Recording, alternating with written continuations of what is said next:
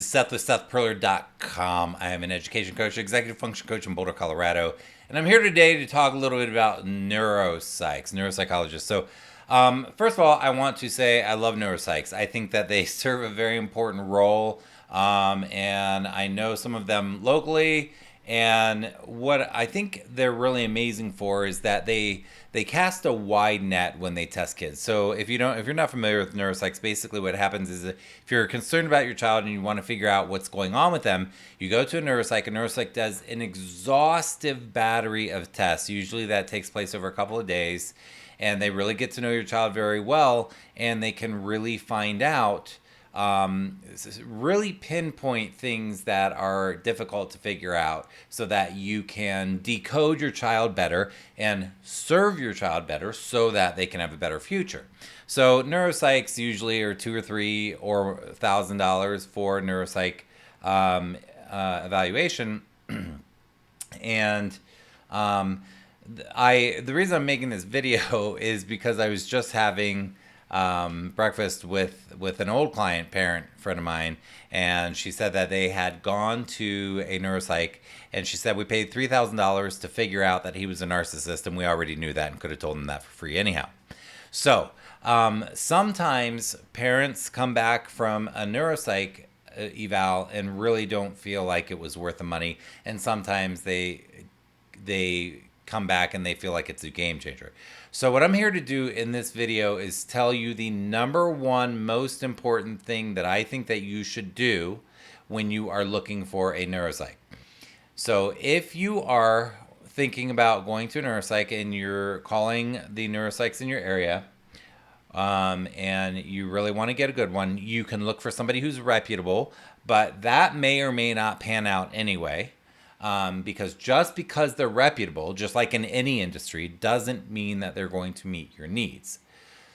So, but anyhow, don't think that just because somebody isn't well known or that they're newer, don't think that they might not have the skills to give you what they need. In fact, if they're newer, they may even be better at it than some people who have been around for a while. It really depends on the connection that you have with that person. Anyhow, my number one most important tip, in my opinion, and I am not a neuropsych, but I have read a ton of neuropsych reports and have communicated with tons of them and have talked to parents about this stuff exhaustively.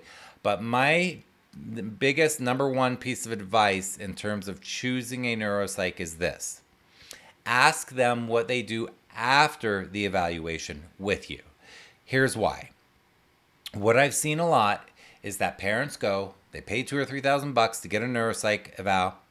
They sit down with them after the thing is over. The neuropsych spends a little bit of time with them, but the parents' heads are spinning. The neuropsych is using all of this language that the family is not familiar with. Meanwhile, their head is spinning. They're sitting there hearing all this language that they're not familiar with, getting all this input about what just happened, about the results of the eval, and they can't make sense of it. It's too short of a period of time. So they go home. They have a big giant report with a bunch of paper. The families start reading through the papers. I get a lot of emails where families will email me and say, can you help us to figure out what this means? So I've gone through a lot of these because they don't know what it means. It's written in English, but it's written in neuropsych talk, a lot of it. And a neuropsych evaluation is usually what happens is they give the family a stack of papers. It's all stapled together, and it goes through the different results for the tests. Meanwhile, families don't know what the tests are, how to decipher the results, what to compare them to, and then it has sort of the intake information, and then it has feedback. Sometimes, honestly, the feedback that I'm looking through looks like it's just cut and pasted, and it probably is, and that's not necessarily a bad thing, but you want it as customized to your child as possible.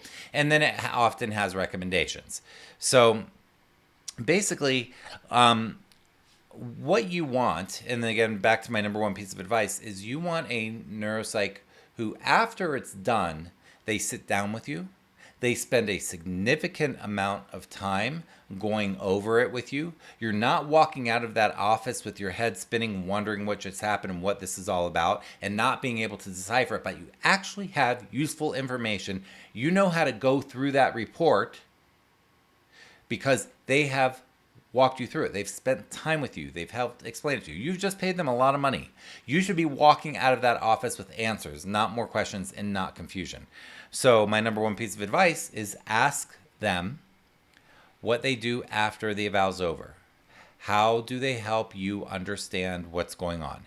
How much time do they spend with you? What if you have a question a week later? Are they going to charge you $300 an hour to ask a question on the phone?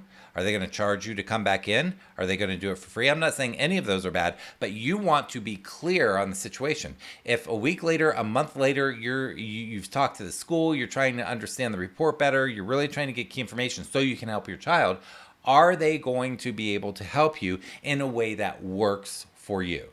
So, to wrap up, my number one piece of advice when picking a neuropsych is to ask them what they do after the evaluation to communicate to you the meaning of the evaluation in a meaningful and purposeful way that you can use to help your child. With that, I hope you have a fantastic day. Again, my name is Seth Perler. If you haven't subscribed here on YouTube, click the subscribe button and the bell. And if you haven't subscribed on my website, I send a new update to families every single week for how to help these complicated kids. And yeah, SethPerler.com. Have a fantastic day. I'll see you soon.